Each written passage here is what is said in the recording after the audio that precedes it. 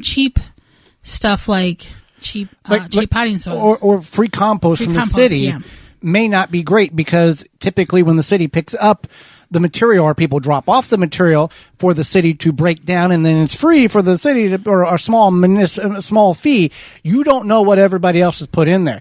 Contaminated grass clippings, diseased plants, or chemicals, whatever has been mixed in, and then you're bringing it, putting in your garden, and all of a sudden you've got a tremendous mess on your hands that may or may not be able to be remitigated through natural means or time.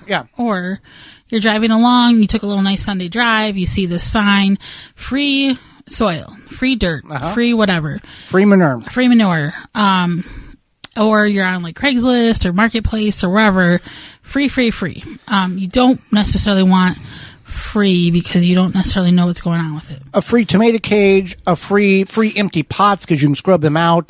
That type of thing. But it's just like anything else, whether you're a hunter, whether you're a fisher person, you like to go fishing, whether you're a car collector, whether you have a hobby of golf. There's a certain upfront expense that you know you're going to have in order to get the best quality pieces of equipment in order to do what you need to do. If you're love working on classic cars and rebuilding cars, there's a certain types of tools. There's cheap tools, real El Cheapo tools, and there's name brand quality trusted products that are tools that you know it's going to work no matter what. People will take and invest in those tools because they're going to be used every day. No different than with your soil. Your soil is used every day. So you want to get good quality soil.